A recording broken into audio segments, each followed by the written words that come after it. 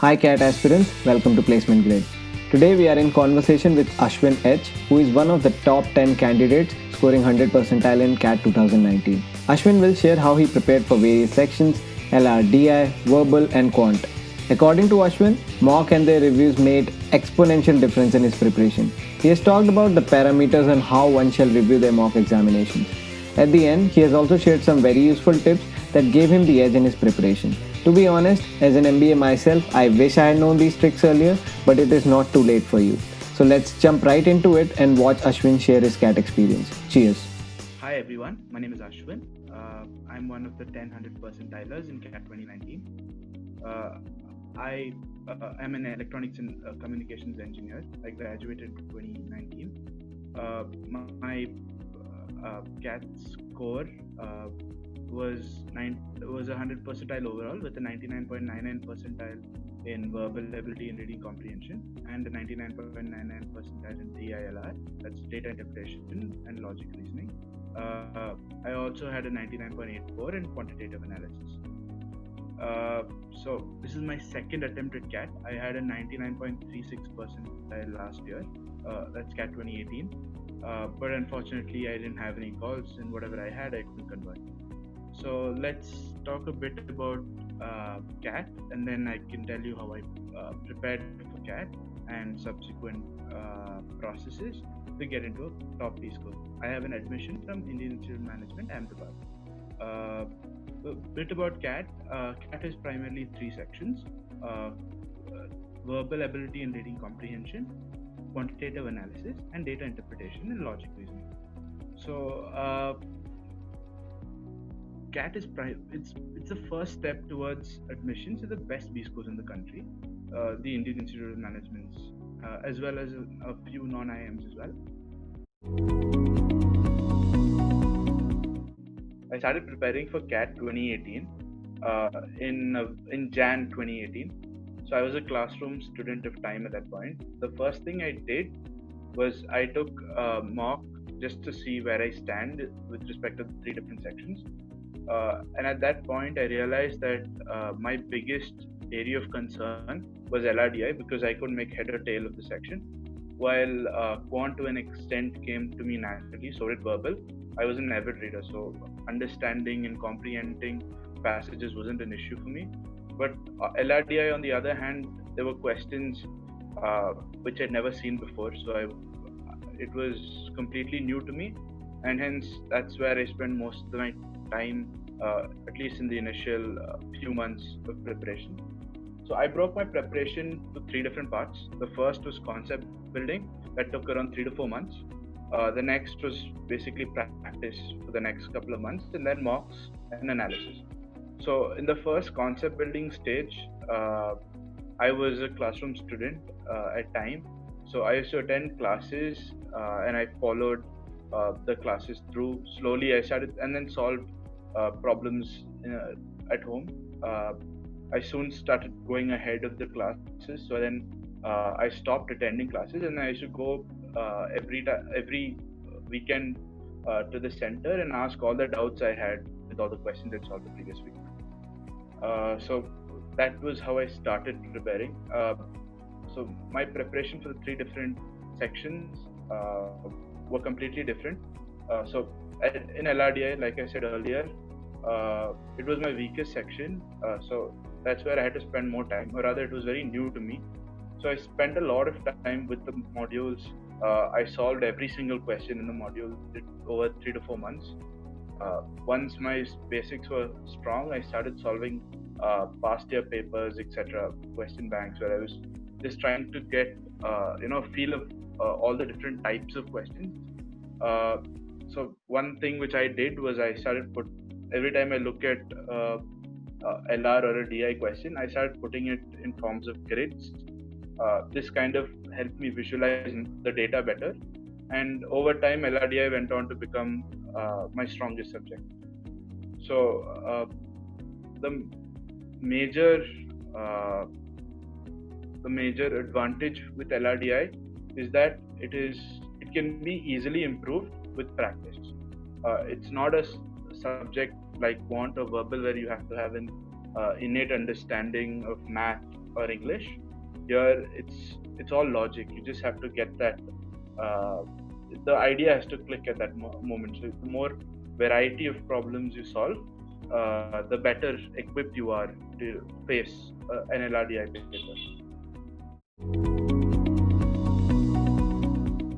The verbal section. So VARC, verbal ability and reading comprehension, contains 24 questions from the reading comprehensions and 10 questions from verbal ability. So what I mean by verbal ability, you'll have questions like para-jumbles, odd man out, where you have 5 sentences given to you and one of them don't add up into a paragraph. Or you can have para summary, where a paragraph will be given to you and 4 different options, and you have to pick the most appropriate summary. There's also para ending, where you have a paragraph given to you and then again the options are the last line of that paragraph. Then you have reading comprehensions, where basically you have a passage of around 500-600 words, which are followed by 4, 5 or 6 questions depending on the format of the paper. So RCs, as you would have understood by now, form the biggest part of verbal ability and reading comprehension. 24 out of 34 questions. So the way I had gone about studying verbal ability, preparing for verbal ability, at least in 2018, well, honestly, wasn't much. I was an avid reader right from childhood, so for me, reading passages and comprehending was pretty easy. So I kind of neglected verbal ability, the entire section in 2018, and that came to bite me back in the end, because my other 2 sections were strong, but my verbal ability, without being good in all the 3 sections, you cannot score. So in 2019, I decided to ramp up my verbal score. So the way I went about it was I started reading more and more articles. I increased the frequency of the books I read. I used to read one novel a month or one novel every fortnight. I increased that. I started reading a novel a week, sometimes even 2. I started reading articles on Quora, FinShots. I started reading the newspaper whenever I could get my hands on them, basically all the time. So I had a 2-hour commute every day to office. So I spent this 2 hours reading whatever I could, whatever article I felt like from Quora, etc. And the biggest, for me, one thing that didn't work was that solving practice sets. So unlike the DILR, here in verbal ability, I did not solve passages because I didn't find it, I kind of found it very exhausting and not enjoyable, while on the other hand, I really enjoyed reading novels, etc. So it didn't work for me. Again, doesn't mean it won't work for everyone. It might not. And my target for the verbal section was to hit all 34 questions, which I could hit almost all the time. That was because I had a good reading speed. Again, this reading speed is pretty important. More than reading, actually, it's comprehension speed. You have to read and comprehend the passage at the same time. There's no point reading the passage 4 times and then comprehend it. But if you go through the passage one single time, understand all of it, and then once you read the questions, you can always go back to that exact point, read a couple of lines and then answer the question. CAT 2019 verbal section was actually a little dicey section. While the options were far apart, the questions were all double negatives, i.e. the questions were which among these followings is not, the question were among the following 4 are not part of the passage except. So this is a double negative. There were similar questions like this throughout the entire paper. Another thing that was there in the verbal section was the passages were very, very difficult and it took time to read. But so if you're an avid reader, things like this will not bother you that much. So that's why my verbal section was at a 97 percentile in CAT 2018. It went up to a 99.99 in 2019.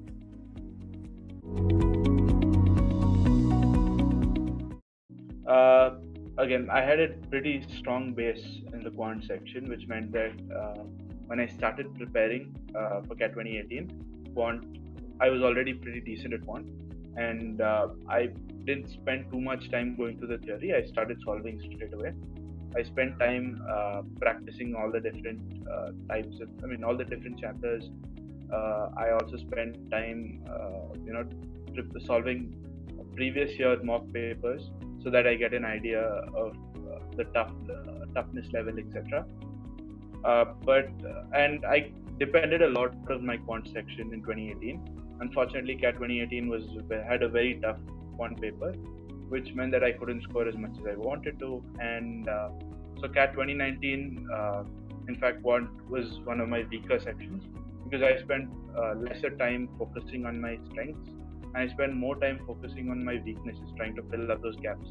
Because what had happened in CAT 2018 was we suddenly saw a spike in geometry questions and the couple of types of questions which I wasn't very comfortable in. So here I tried to make sure that I could solve easy questions across the board while leaving all the tough questions in all the different boards. So it was like putting my ego aside and saying, okay, if it's a tough question, even if it's from my favorite subject, I'm going to leave it. And then I also worked on speed. So Quant, if you have a decently good math background, Quant isn't a very tough section, but speed is very, very important. That is both calculation speed as well as, getting to the correct logic. So Quant generally doesn't give you a single question or rather it doesn't give you questions from a single chapter as such. They generally have a mix of chapters, which means you have to figure out the logic soon. Of course, solving from first principles is the best method to do. So I wouldn't suggest having formulae book and just learning a formulae. I found it unnecessary. This is knowing the basic formula should be sufficient, and you can figure things out from there.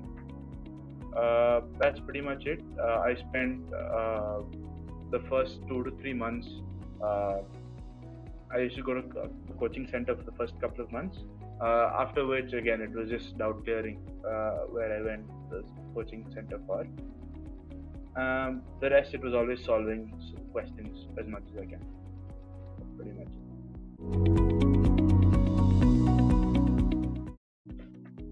So now onto the most important phase of CAT preparation. So after your first couple of phases, that is the preparation phase where you build your concept. Then the practice phase where you practice as many types of problems as possible and then the third is the most important phase, the mock tests.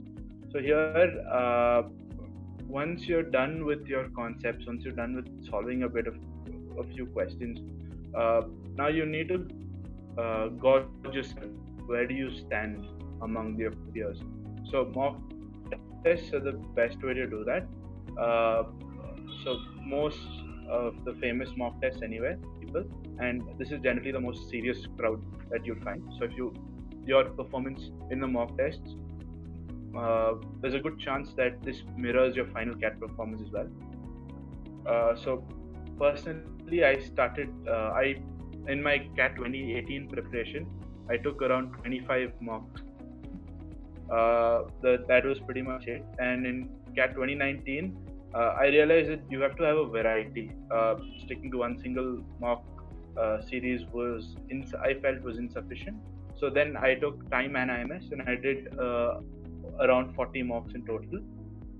So initially, when I started prep in June 2019 for CAT 19, I took one mock every couple of weeks, and then from around mid-July, I started taking 2 mocks every week. So basically, I spent my weekends taking mocks. I used to take one in the morning from 9 to 12 on Saturday, and one mock from 2 to 5 on Sunday. The reason I took mocks in this fashion was so that I'd be prepared for that particular timing that CAT follows. So CAT generally has a morning slot from 9 to 12 and an afternoon slot from 2 to 5. You will probably get any one of them. And this will be known only when you get your hall ticket. So I suggest when you're practicing, might as well follow both these timings so that your biological clock is set for that time. important part of taking mocks is to review it.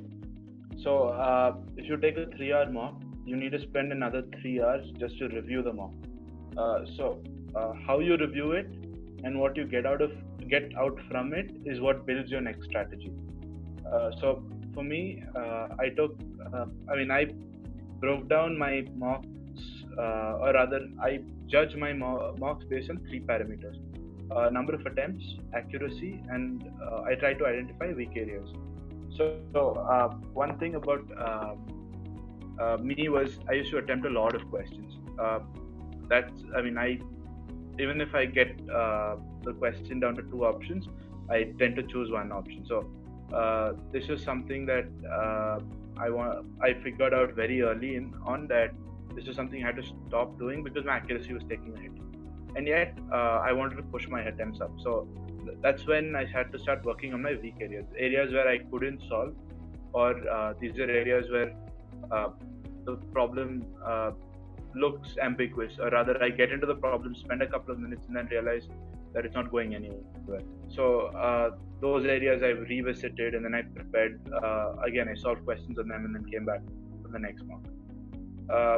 So the basic strategy that I use, that anybody should use really, and it's quite intuitive. You just leave out the tough questions and you attempt the easy questions first, because CAT is a game of it's a game of time, and the entire point about CAT is that each question is same weightage, which means if you solve 5 easy questions or 5 hard questions, there's no difference. So might as well you solve more easy questions, and maybe then you can come back to the hard questions later if you have time.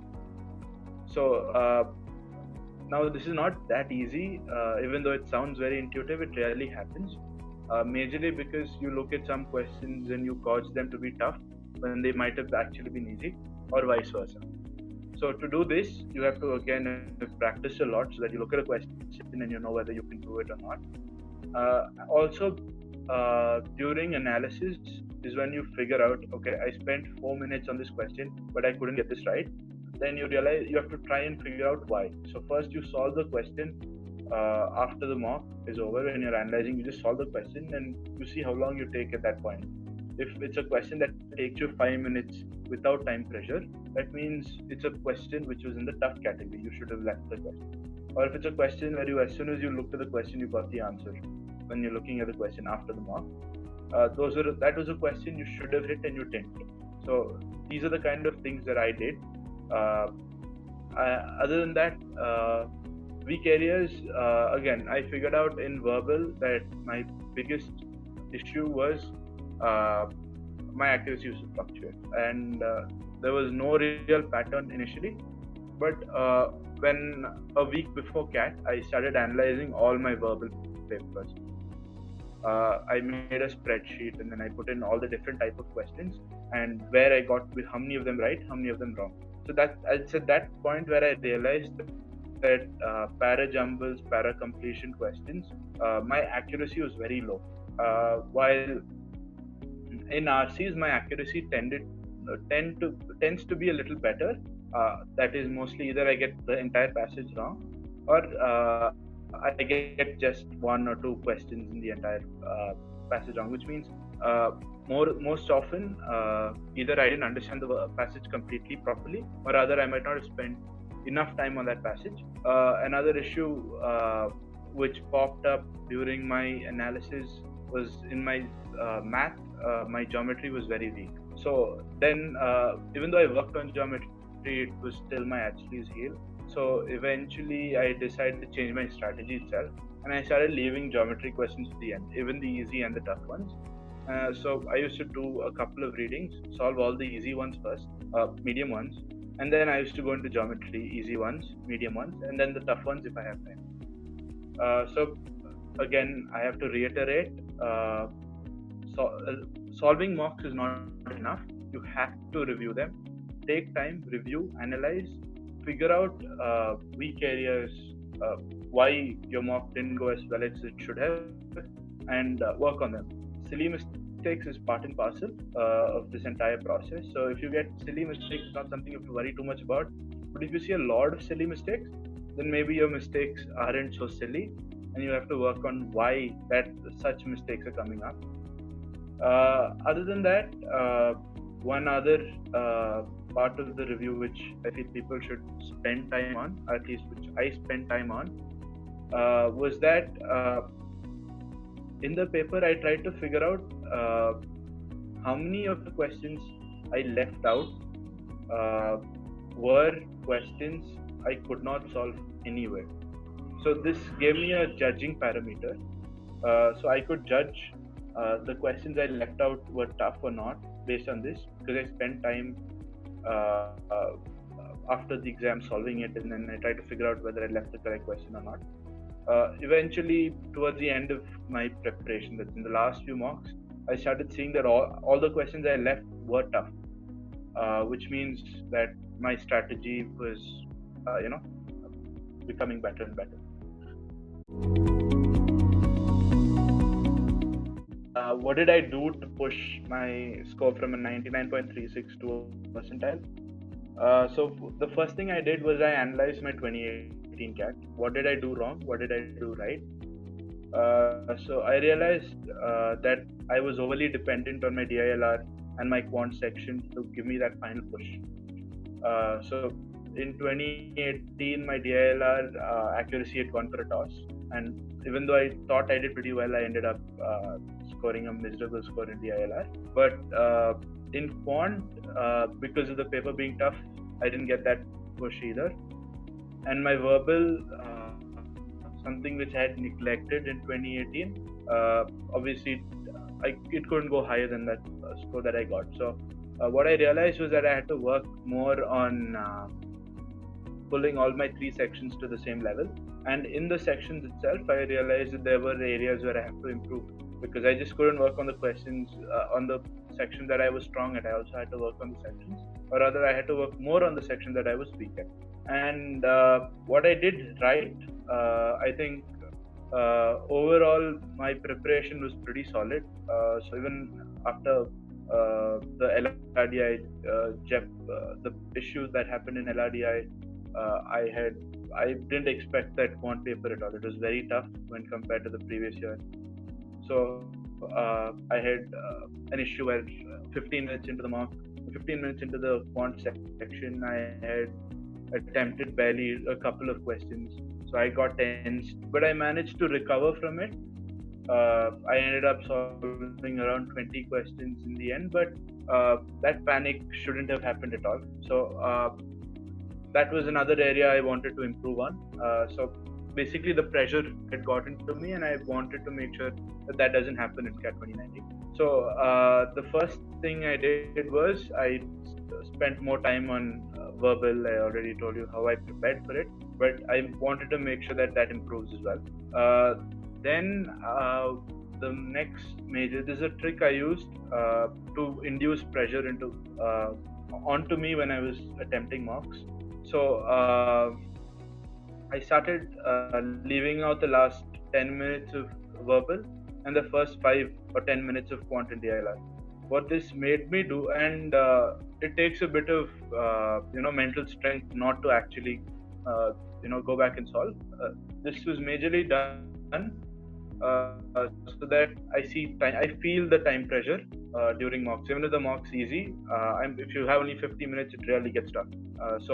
And I became more and more content with solving lesser number of questions, but whatever I solved, I wanted to make sure I get right. So I worked more on my accuracy, and whatever I solve, I wanted to make sure I get that right, and also wanted to make sure my strategy is fine. I am maximizing my score in the first 20-30 minutes. I'm picking the right sets, I'm picking the right questions, and I'm getting them right. So this is what I had done primarily, this was the delta in 2018 to 2019. Other than that, if I have to give tips, I would say having a good peer group matters. I had a group of around 20-25 of us who were attempting CAT, and all of us were pushing each other's limits. So it was a lot of fun through the journey, as well as it was really cutthroat competition, and I also was able to help a few people and also take help from a few of them were doing better than me, or if I was doing better, I was trying to help them as well. So having such a peer group really matters. It not just brings out the best in you, it brings out the best in all of them. And in fact, among the 20-25 of us, around 5-6 of us had scored exceeding 99.95 percentile. So this is quite important, and it really helps if you can prepare in a group. Just make sure that you're making the most of it.